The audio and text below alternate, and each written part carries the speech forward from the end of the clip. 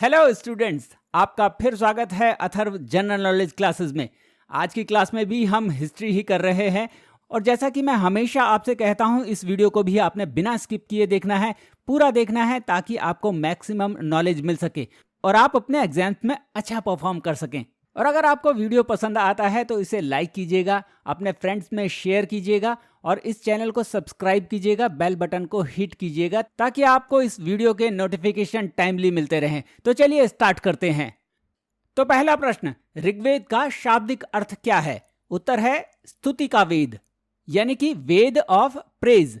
ऋग्वेद को मानव जाति का पहला टेस्टामेंट, फर्स्ट टेस्टामेंट भी कहा जाता है। ये मैं आपको पिछली क्लास में भी बता चुका हूं कि ऋग्वेद सबसे पुराना वेद है और इसकी रचना प्री वैदिक पीरियड में हुई थी। अगला प्रश्न है, किस वेद को मंत्रों का ग्रंथ के नाम से भी जाना जाता है? Which Veda is also known as books of chants? उत्तर है सामवेद। सामवेद में सभी श्लोक या हिम्स जो है ऋग्वेद से लिए गए हैं और यहाँ ये बताया गया है कि उनकी धुन किस टाइप की होगी, उन्हें कैसे गाया जाएगा। तो अगला प्रश्न है, संगीत के 7 स्वर सा रे गा मा पा धा नी का उल्लेख किस वेद में आता है? उत्तर है सामवेद में। सामवेद संगीत से जुड़ा हुआ वेद है।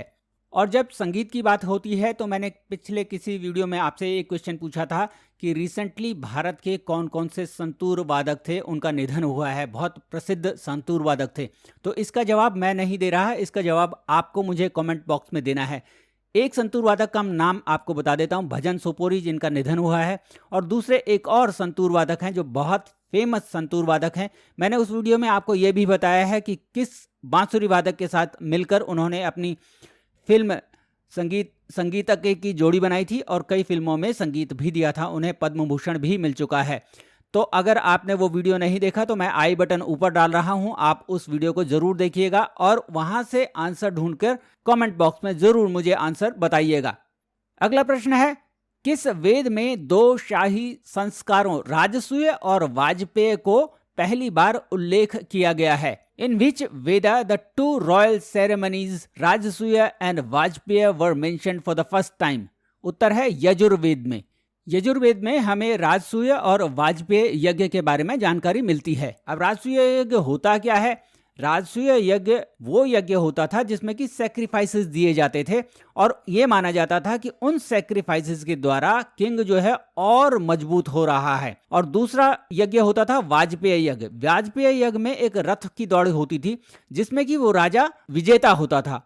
राजा अपने सारे किंग्समैन से रथ की दौड़ लगाता था और उसमें विजयी होता था, या यूं कहिए कि उसे विजयी बनाया जाता था, उसका मान रखने के लिए, उसको और सम्मानित करने के लिए। ये यज्ञ जो वाजपेय यज्ञ है ये 17 दिनों तक चलता था।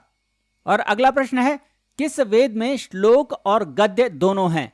विच Veda contain both verses and prose? बहुत इंपॉर्टेंट क्वेश्चन है, बहुत सारे एग्जाम्स में पूछा जाता है। उत्तर है यजुर्वेद। यजुर्वेद में दोनों हैं, पद्य भी हैं और गद्य भी हैं। अगला प्रश्न है, किस ब्राह्मण ने ऋग्वेद, सामवेद और यजुर्वेद को त्रयवेद कहा है? Which Brahmana calls Rigveda, Samaveda and Yajurveda as Trayaveda? तो उत्तर है सतपथ ब्राह्मण। अब यहां पर यह मत समझिएगा कि वो ब्राह्मण की बात कर रहा हूं जो पूजा पाठ करते हैं, जो अनुष्ठान करते हैं। तो एक प्रश्न ये बनता है कि ब्राह्मण क्या हैं? What are Brahmanas? Brahmanas are the prose commentaries on the 4 Vedas. They are 18 in number and they deal with the science of sacrifice. Brahmana 4 वेदों पर गद्य भाष्य हैं, उनकी संख्या 18 है और वो बलिदान के विज्ञान से संबंधित हैं। तो यहाँ पर एक और प्रश्न बनता है कि ऋग्वेद, यजुर्वेद, सामवेद और अथर्ववेद से जुड़े ब्राह्मणों के नाम बताइए। जैसा मैंने भी कहा कि ब्राह्मण वो पुस्तकें हैं, वो गद्य पुस्तकें हैं जो हमें इन वेदों में दिए हुए सैक्रिफाइसेस की विधि के बारे में बताते हैं। तो ऋग्वेद से जुड़ा हुआ है ऐतरेय कौशिकीय या सांख्य ब्राह्मण। यजुर्वेद से जुड़ा हुआ है शतपथ ब्राह्मण, ये सबसे ओल्डेस्ट ब्राह्मण है, और तैत्तिरीय ब्राह्मण भी यजुर्वेद के साथ जुड़ा हुआ है। सामवेद से जुड़ा हुआ है तांडमहा, चंडोग्य, जैमिनीय और सदाविंश ब्राह्मण। और अथर्ववेद का सिर्फ एक ब्राह्मण है, गोपतः ब्राह्मण। तो होप आपको समझ में आ गया होगा कि ये जो ब्राह्मण हैं ये हर वेद के साथ जुड़े हुए हैं और वो हर वेद के बारे में कमेंट्री करते हैं। तो अगला प्रश्न लेते हैं, which of the Veda is said to be created by a non Aryan? किस वेद की रचना गैर आर्य ने की थी? उत्तर है अथर्ववेद। इसे ऋषि अथर्व ने संकलित किया था। अगला प्रश्न है, which Veda contains the formulae charms and spells to ward off evils and disease?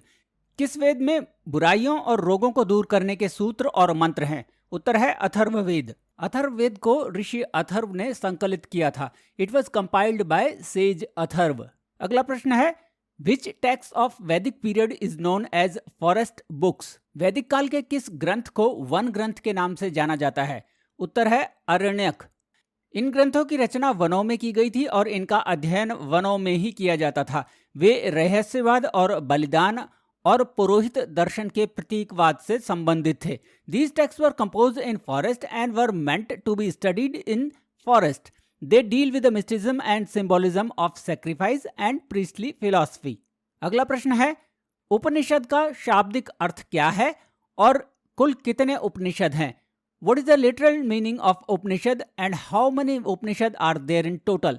उपनिषद का शाब्दिक अर्थ है पास बैठना, यानी कि आध्यात्मिक ज्ञान प्राप्त करने के लिए अपने शिक्षक के पास बैठना। और उपनिषदों की कुल संख्या है 108। बृहदारण्य उपनिषद सबसे प्राचीन उपनिषद है। अगला प्रश्न है, कौन सा ब्राह्मण देश को 5 भागों में विभाजित करता है, अर्थात उत्तर, पूर्व, पश्चिम, दक्षिण और मध्य भाग?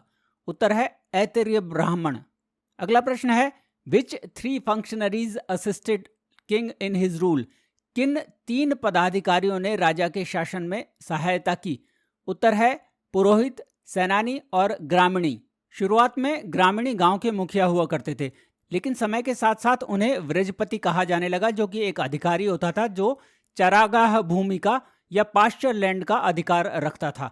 अगला प्रश्न है, name the 5 type of states system mention in Aitareya ब्राह्मण? ऐतरेय ब्राह्मण में वर्णित 5 प्रकार के राज्य व्यवस्थाओं के नाम लिखिए। उत्तर है राज्य जो राजा द्वारा शासित था, भोज्य जो भोज द्वारा शासित था, स्वराज्य जो स्वरत द्वारा शासित था, वैराज्य जो विराट द्वारा शासित था और साम्राज्य जो सम्राट द्वारा शासित था। अगला प्रश्न है, वैदिक काल में किस जानवर को सबसे महत्वपूर्ण माना जाता था? Which animal was considered the most important during Vedic period? उत्तर है गाय। उस समय धन की गणना गाय के रूप में की जाती थी। जिन लोगों के पास बहुत सारे मवेशी होते थे उन्हें गोमत कहा जाता था। और गायों के लिए एक शब्द का इस्तेमाल किया जाता था, अघन्य, यानी कि नॉट टू बी किल्ड, उनको मारा नहीं जा सकता था। अगला प्रश्न है, ऋग्वैदिक काल में युद्ध के लिए किस शब्द का प्रयोग किया जाता था? उत्तर है गविष्ठी, यानी कि गाय की खोज। जैसा मैंने अभी बताया था कि गाय सबसे महत्वपूर्ण जानवर था उस टाइम, और जिसके पास जितनी गायें होती थी वो उतना अमीर होता था। तो इसलिए युद्ध के लिए भी गविष्ठी शब्द का इस्तेमाल किया जाता था, यानी कि गाय की खोज। अगला प्रश्न है, what was the name given to the voluntary contribution given by producer to the king? उत्पादकों द्वारा राजा को दिए गए स्वैच्छिक योगदान को किस नाम से जाना जाता था? उत्तर है बाली। ये एक तरह का स्वैच्छिक दान था, ये कर नहीं था। शुरुआती दौर में ये आम जनता या उत्पादकों द्वारा अपने राजा को भेंट के रूप में दिया जाता था। अगला प्रश्न है, name the various prominent gods during the early Vedic period या प्री वैदिक पीरियड? प्रारंभिक वैदिक काल में विभिन्न प्रमुख देवताओं के नाम बताइए। तो उत्तर है इंद्र, जिन्हें हम पुरंदर या किलों को तोड़ने वाले या सोमपा, सोम रस पीने वाले कहते थे। और दूसरे और तीसरे नंबर पे थे अग्नि और वरुण। अब यहाँ पर प्री वैदिक काल के कुछ और देवताओं का वर्णन कर लेते हैं। जैसे कि पहले थे अग्नि, अग्नि के देवता, वरुण जो जल के अवतार माने जाते थे, सोम जो पौधों के देवता माने जाते थे, मरुत जो तूफान को व्यक्त करते थे, अदिति यानी कि अनंत काल की देवी, गॉडेस ऑफ इटर्निटी, अरण्यनी यानी जंगल की देवी, अरण्य मतलब जंगल होता है, नृत्य क्षय और मृत्यु की देवी, goddess of decay and death, Usha भोर की देवी, गॉडेस ऑफ डॉन, शर्मा देवताओं के दूत, और वास्तुस्पति बस्तियों के देवता। आपको ये बता दूं कि प्री वैदिक काल में हम नेचर को पूजा करते थे, मतलब अग्नि के देवता, पानी के देवता, पौधों के देवता।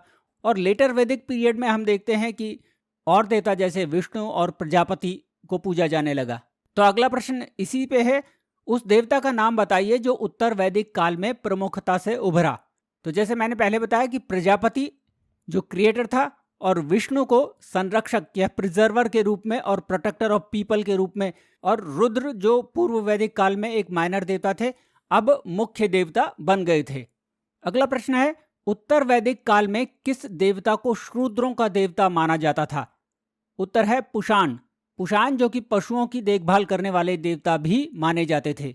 अगला प्रश्न है, name the tribal assemblies which exercise deliberative military and religious function. उन जनजातीय सभाओं के नाम बताइए जिन्होंने विचार विमर्श, सैन्य और धार्मिक कार्य करते थे जो वैदिक काल के दौरान। तो उत्तर है सभा, समिति, विधाता और गण। ये जनजातीय सभाएं होती थी जो कि राजा को निरंकुश नहीं होने देती थी और उस पर एक टाइप का कंट्रोल रखती थी। अगला प्रश्न है, in which tribal assembly women were allowed to attend. किस आदिवासी सभा में महिलाओं को शामिल होने की अनुमति थी? उत्तर है सभा और विधाता में। कई बार कई एग्जाम्स में ये क्वेश्चन पूछा जाता है। अगला प्रश्न है, ऋग्वैदिक जनजातीय सभाओं में से कौन सी जनजातीय सभा सबसे पुरानी थी? उत्तर है विधाता। और उत्तर वैदिक काल में ये सभा यानी विधाता जो सभा थी वो पूरी तरह से खत्म हो गई थी। तो ये प्रश्न भी पूछा जाता है कि कौन सी सभा उत्तर वैदिक काल में खत्म हो गई थी? तो उत्तर होगा विधाता। अगला प्रश्न है, उत्तर वैदिक काल के लोगों द्वारा प्रयुक्त पॉटरी के नाम बताइए। उत्तर है black and red ware, black slipped ware, painted grey ware और रेड वेयर। ये 4 तरह के बर्तन उस टाइम यूज किए जाते थे। अगला प्रश्न है, उत्तर वैदिक काल में अनुलोम और प्रतिलोम विवाह क्या थे? उत्तर है अनुलोम विवाह वो विवाह होता था जिसमें किसी लड़के का अपने वर्ण से नीचे के वर्ण में विवाह हो जाता था, और प्रतिलोम विवाह वो विवाह होता था जिसमें किसी लड़की का अपने वर्ण से नीचे के वर्ण में विवाह हो जाता था। यह मैं आपको यह भी बता दूं कि उत्तर वैदिक काल में 8 तरह की शादियों का वर्णन है। अगला प्रश्न है, शतपथ ब्राह्मण में वर्णित एक सोने के सिक्के का नाम बताइए।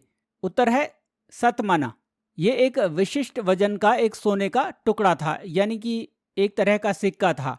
अगला प्रश्न है, उत्तर वैदिक काल में प्रचलित अन्य सिक्कों के नाम बताइए। तो उत्तर है निष्का, सुवर्ण और कृष्णला।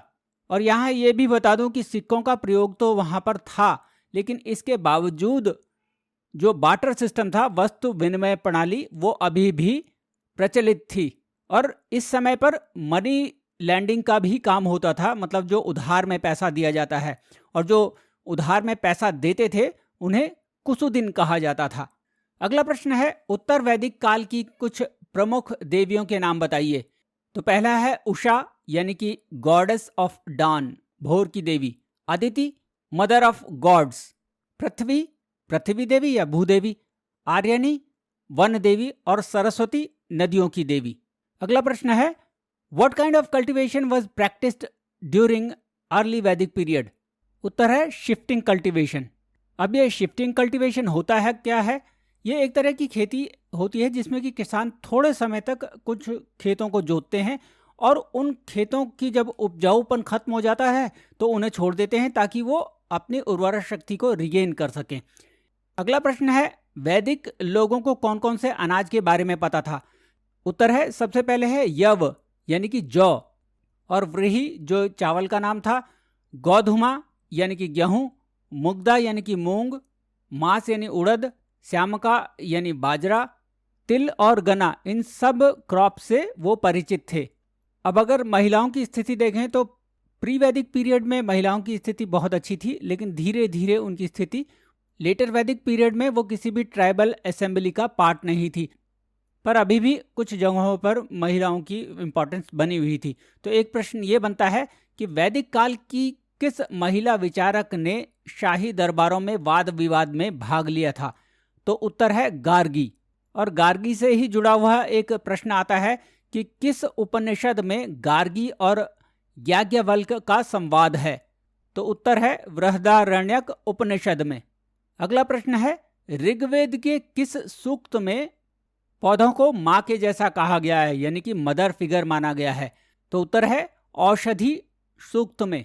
अगला प्रश्न है, कौन सा उपनिषद पौधों को भोजन के जनक के रूप में उच्च सम्मान देता है? Which Upanishad gives high regard for plants as generator of food? उत्तर है चंडोग्या उपनिषद में। अगला प्रश्न है, किस पुराण के अनुसार एक वृक्ष 10 पुत्रों के बराबर होता है? According to which Purana 1 tree is equal to 10 sons? उत्तर है पद्म पुराण। अगला प्रश्न है, वैदिक ग्रंथों में कितने संस्कारों का उल्लेख है?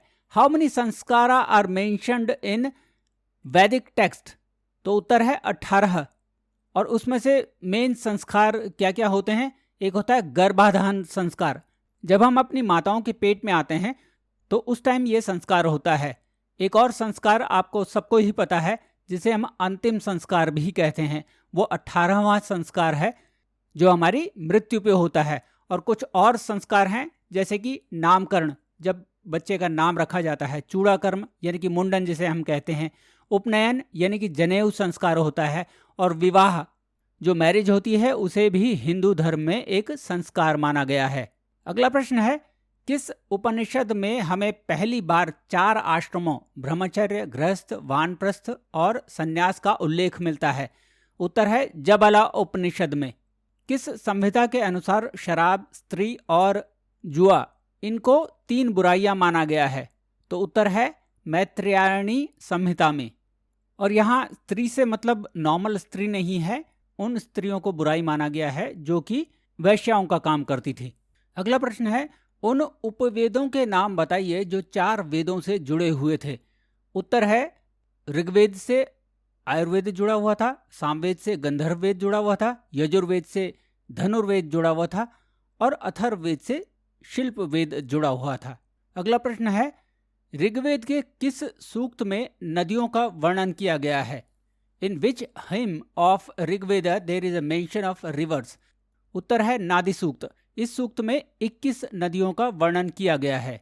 अगला प्रश्न है, किस ग्रंथ को आदि काव्य के रूप में भी जाना जाता है? उत्तर है रामायण। रामायण में 24,000 श्लोक हैं और 7 कांड हैं, कांड या पाठ हैं, उसके खंड हैं। इसे महर्षि वाल्मीकि ने लिखा था और इसमें पहला कांड जो कि बाल कांड है और 7वां कांड जो कि उत्तर कांड है, ये बाद में जोड़ा गया था। अगला प्रश्न है, महाभारत को किन और नामों से जाना जाता है? तो उत्तर है जय संहिता और शतसहस्रास्त्री संहिता, इसलिए क्योंकि इसमें 1 लाख श्लोक हैं। इसके 18 पार्ट हैं और इसके लेखक हैं वेद व्यास। अगला प्रश्न है, Bhagavad Gita is the part of which parvan of Mahabharata? Bhagavad Gita Mahabharata के किस पर्व का हिस्सा है? तो उत्तर है भीष्म पर्व। अगला प्रश्न है, which is the largest parvan of Mahabharata? Mahabharata का सबसे बड़ा पर्व कौन सा है?